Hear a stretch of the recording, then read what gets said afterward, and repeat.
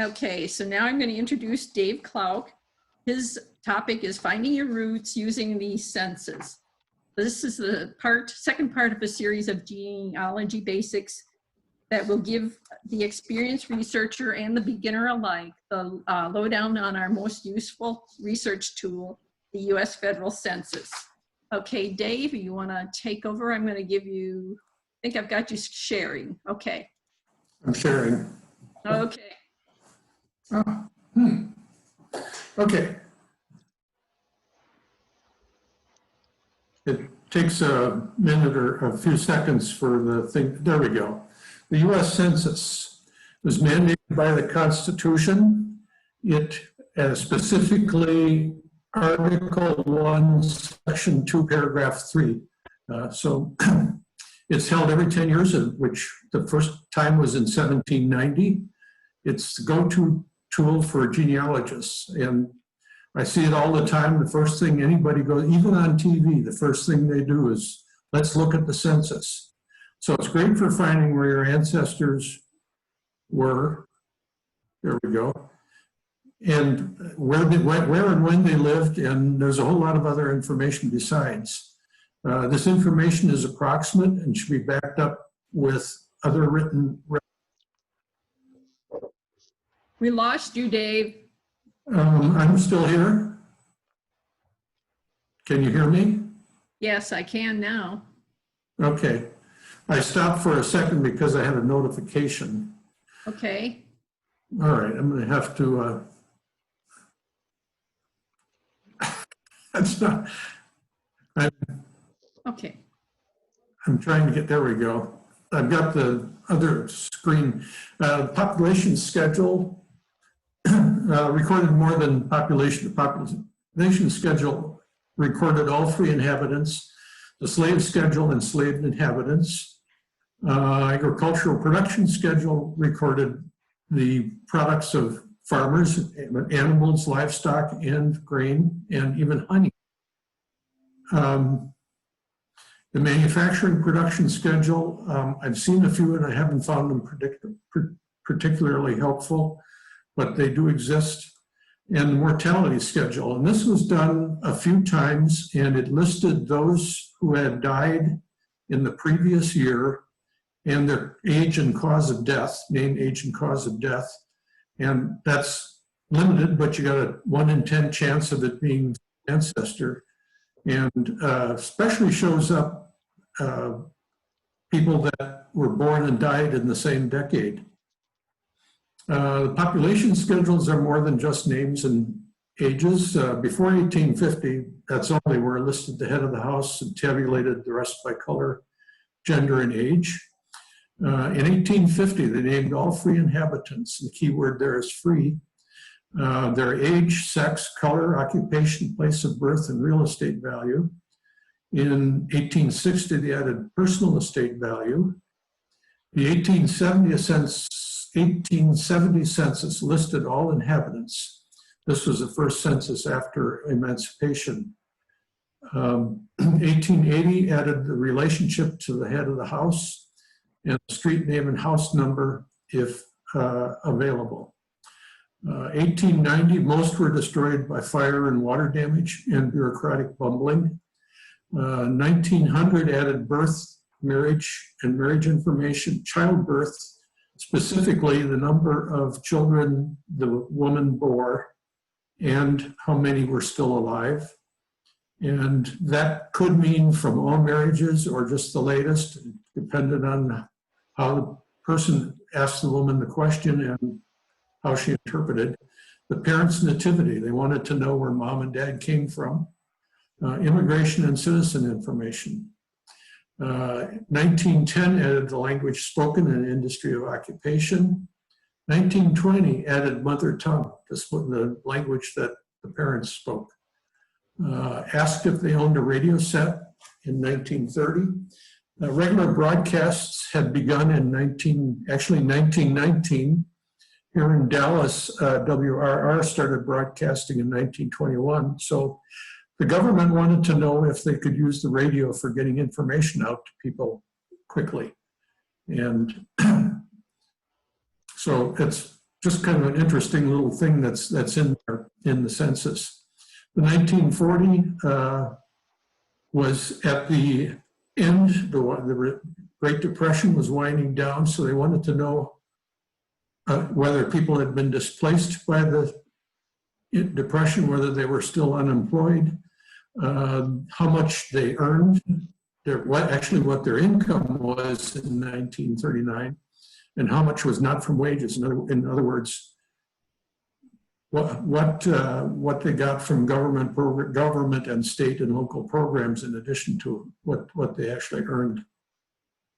1950 census goes public in 2020.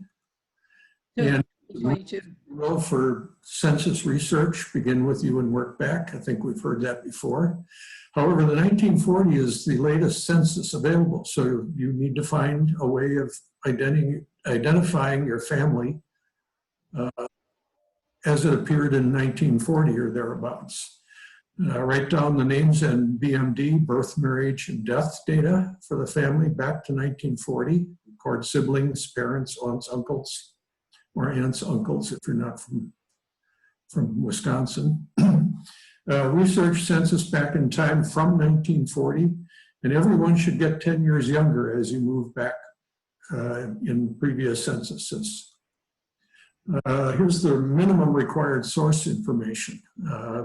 That's all recorded automatically or in Family Search and Ancestry.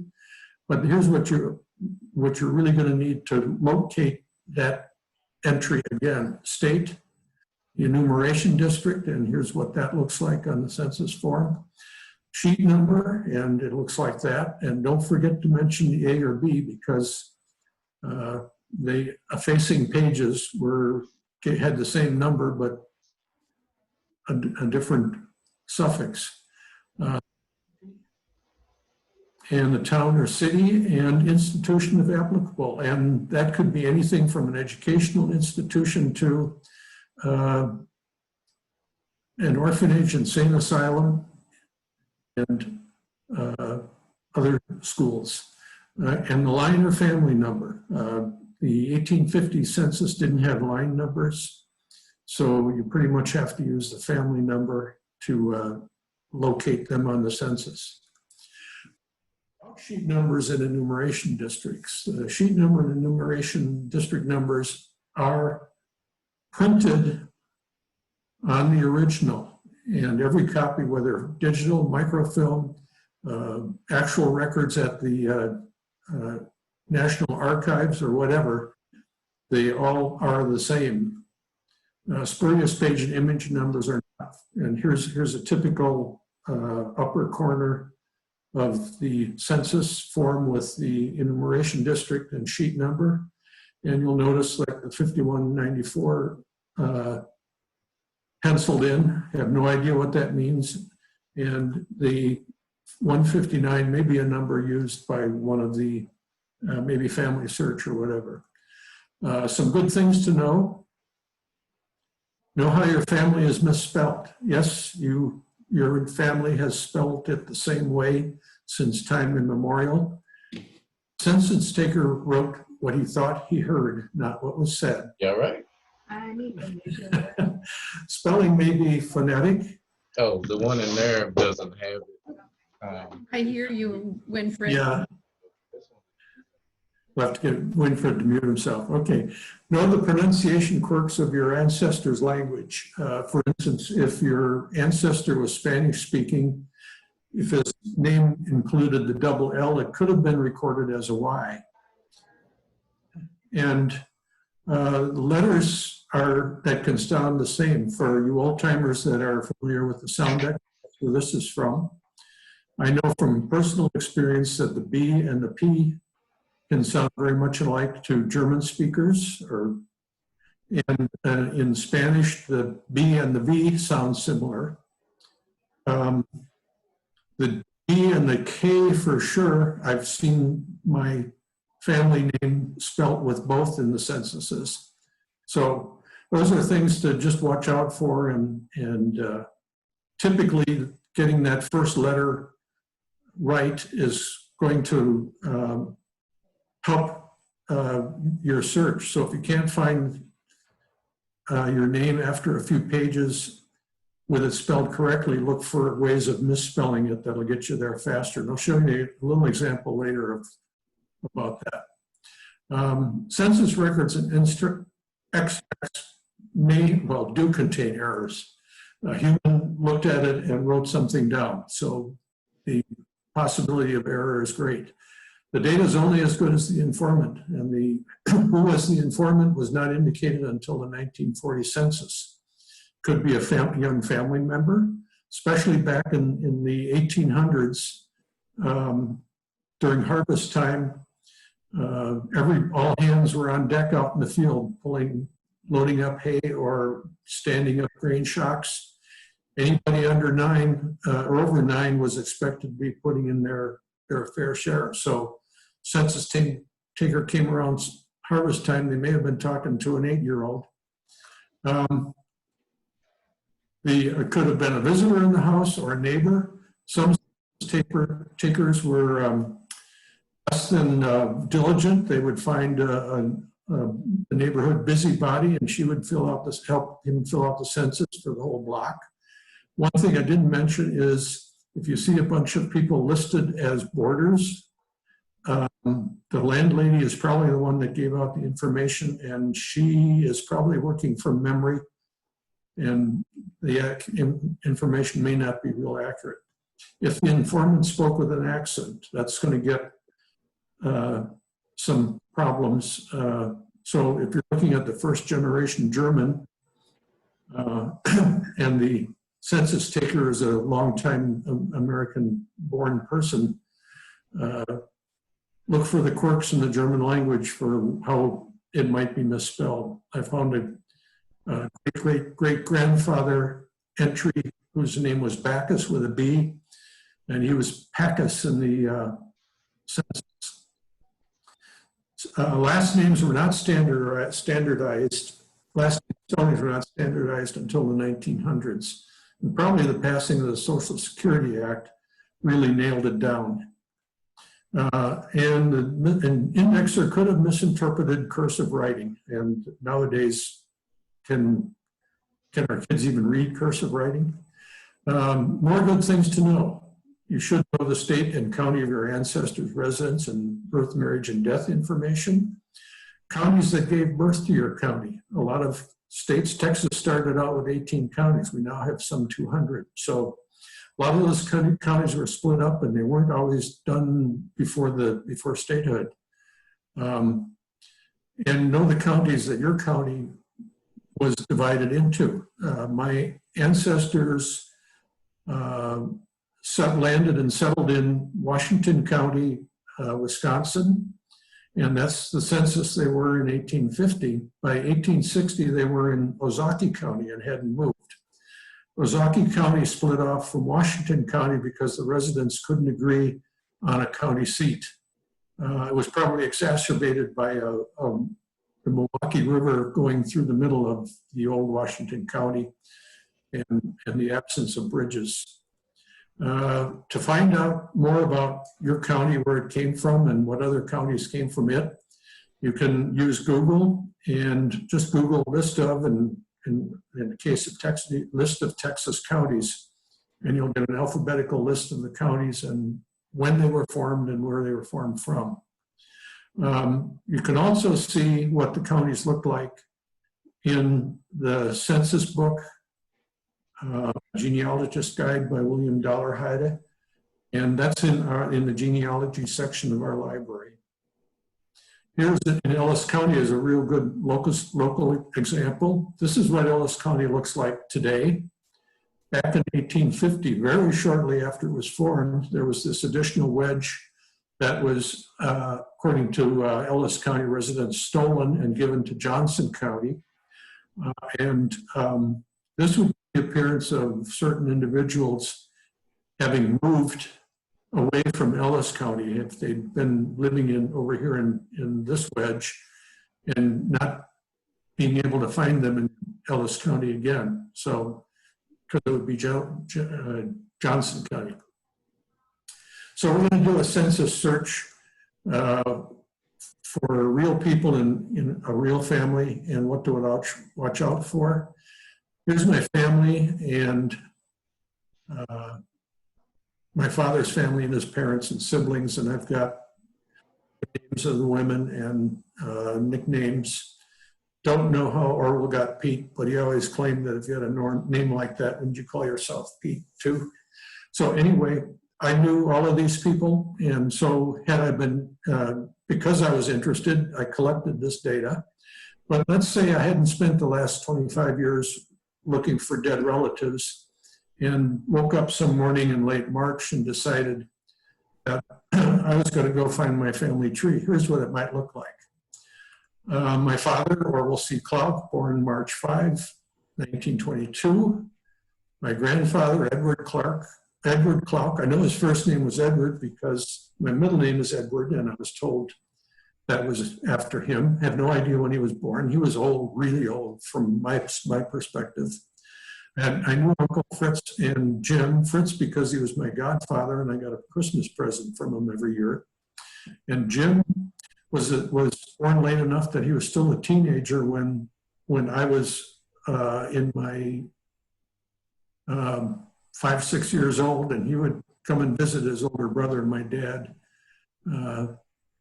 about other things. He also had a neat model airplane connection, and he usually had some firecrackers at 4th of July time, so memorable. I had an Aunt Marion, and they had kids that were roughly our age, and we played with them. And their house was on the hill we sledded on in winter.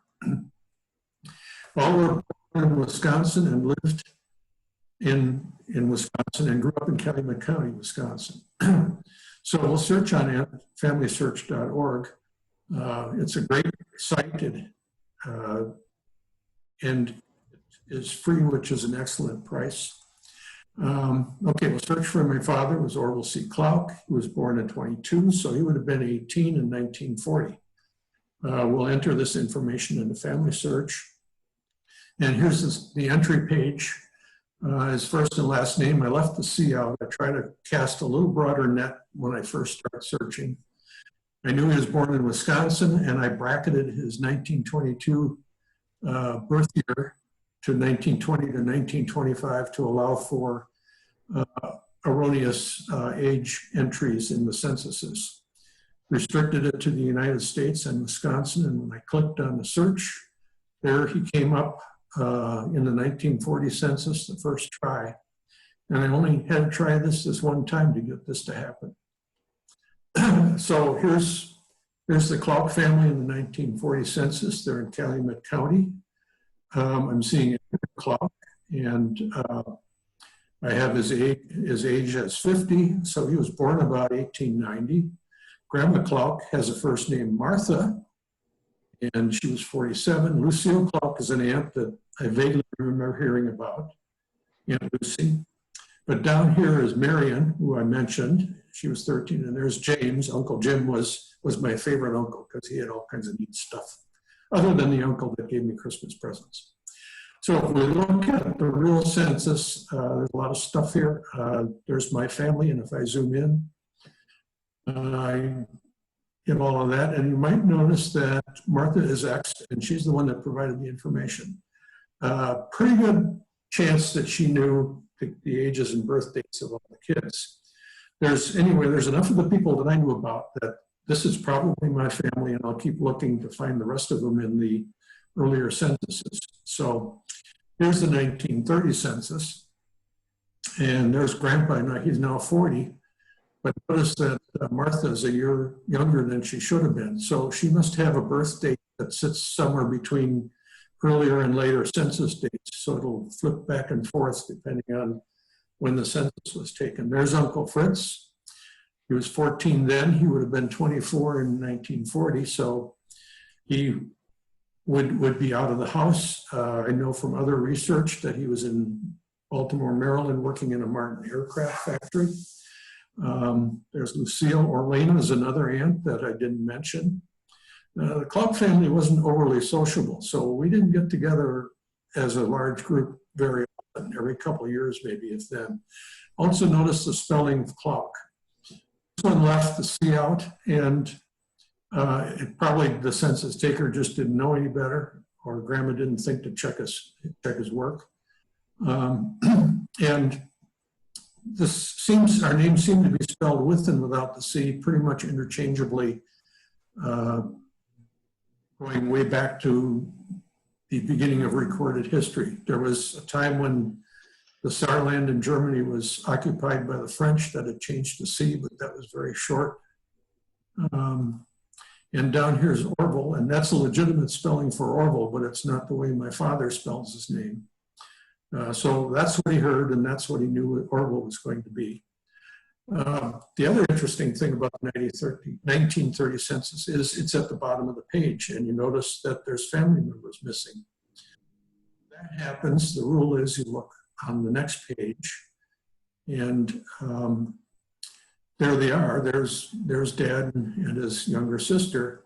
Also notice that the family, the streets, names the same house number, also the dwelling number and the family number visited are there, and the census taker carried over the last name, which isn't always the case, so watch that. Had I been searching for Orville, I would have been taken to this one, in which case I would be wise to go and look at the bottom of the previous page. That's almost like that's the moral of the story. The other thing is you ought to look at the page before and after anyway, just to see who else is living in the neighborhood. Sometimes you'll find other relatives or even other things. 1920, we're back to spelling our name correctly. And down here, Orlena is listed as 0. Her birthday was January 1st, and the census asked for age at last birthday. So that would have been usually, and their instructions are, and this census taker actually did that on the real census document, listed her age at the beginning of the year, and she was 0/12, so 0 months old at the beginning of the year, at her last birthday. 1910 census gets a little more interesting. We've got a, interesting, Edward's in the home of his parents, John Klauck Jr., and there's Keeney. A look at the census shows that the indexer interpreted the cursive U as a double E. We know her nickname was Cooney with a U, and from other research, it was Kunigunda. That's a German lady's name if ever I heard one. And so, I know he didn't, that isn't his first or second wife. Actually, it's his first wife. They were married in 1885, and in 1945, they celebrated their 60th wedding anniversary with a picture and an article on the front page of the local newspaper. In 1945, most people didn't live long enough to celebrate their 50th wedding anniversary. So any anniversary celebrated after 50 was considered a milestone. Also, I noticed some other family members that carried over from the previous census. So in 1900, we've got an interesting spelling of Klauck, and there the census taker mistook the cursive U for an N. And this one I've seen in a number of places, and I ignored them as possible relatives when I was looking for records until I finally figured out what was going on. The other thing is this changes how most search engines look for a name, and you may have to go back 100 pages to find Klauck when you're searching for Klauck and finding John Clank. I usually, by the time I get to back a page or two, decide that I'm going to try a misspelling of my name, my last name to shorten the search time. Down below is Kimmy this time, and I have no idea why that is. I looked at the census, and it could very well be Kinney or Kinney, but I know from obituaries and other records that John Klauck was married to the same woman for 60 years. Down here is something else that is kind of a bonus. We've got Valentine Winter and Maggie Winter, and they're the father and mother-in-law of the head of the house, which means they're Cooney's parents. And most likely, Winter is Cunigunda's last name, maiden name. And then there's the rest of the family there. So I've got the right family, but notice, okay, everything else is okay. So anyway, here's a couple interesting censuses, or extracts, I should say. Sarah C. Ennis is the former Sarah C. Merrifield, and is the daughter of Milton Merrifield, a pioneer in Cedar Hill. Her first husband, a John Barry, died in about 1864, and she remarried to Neil M. Ennis in 66. So this is the way it's listed here: Barry Sue S. Ennis, and Nanny Ennis, and Clarence Ennis, and Lawrence Ennis, and down here is Ed. Whoops.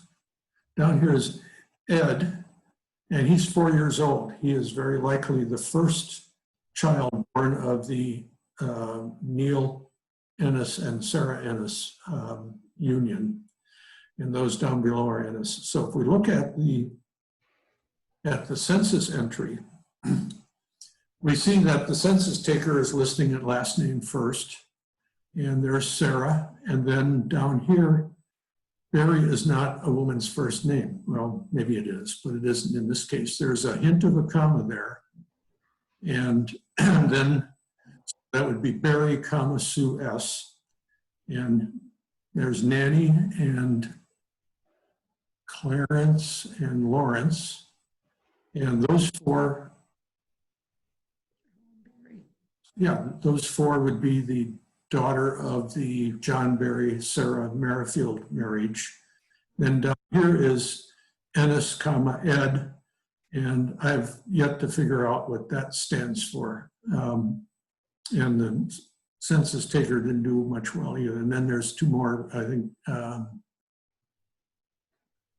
James, and I'm not sure which one this is. It's William. William? Yeah. Yeah, the guy writes his M's funny, so that could be an M up there after Neil. So anyway, then here's another family, and this is the R.J. Allen household, and he had a habit of using a different first name just about every census. He's Richard Jacob Allen, and he's been on the census as Jacob and R.J. So, but anyway, his first wife died in the 1856, April 1856 tornado in Cedar Hill. And Mr. Allen and his children, James and Ellen, were both injured. In October of that same year, he married Matilda Merrill. And so their first child is David P. Allen, and he's just 2. So Emily McDonald, and it may be Emily M. Donald, it's hard to tell from the actual census. I could not find a McDonald or M. Donald or a Donald family in Dallas County in 1860. She's clearly not a close relative because she was born in Louisiana. And I don't know if she's foster or if she's been farmed out to the house to work as a servant. And then down here is Elisha Allen, and he's born in a different place than RJ, so he might be a nephew or he might be totally unrelated, but his occupation is carpenter, as is Mr. Allen's, and in the family before the Allen listing. The last person is a boarder who is also a carpenter. R.J. Allen had a woodworking business, and those three people probably worked together. So you got to look at the census extracts. Always look at the actual census, but this one you pay a little attention to the details. Some places of further research look earlier and earlier censuses to find more ancestors and branches of the tree. I could take you all the way back to 1850, which listed my Klauck immigrant family. And it showed me who, first of all, I know they arrived in 1843, but by where the children were born, there was 3 or 4 born in Germany and at least 1 or 2 born in the States. So you can narrow down the year of their arrival just by the timing of where and when they were born. Many states have their own censuses. You can find them through Ancestry or Family Search and at state historical societies. Those censuses were usually done in the odd years, that is, in the years ending in 5. So Wisconsin had a 1895 and a 1905. And that 1895 was wonderful for catching stuff that would have been in the 1890 census. Wisconsin state census I found on microfilm at the Sheboygan County Library on a research trip to Wisconsin to visit with our families. Be sure to explore the agricultural production schedules. They're actually kind of neat. Most of the population was rural and farming in the 1800s, and these will tell you kind of what they were about.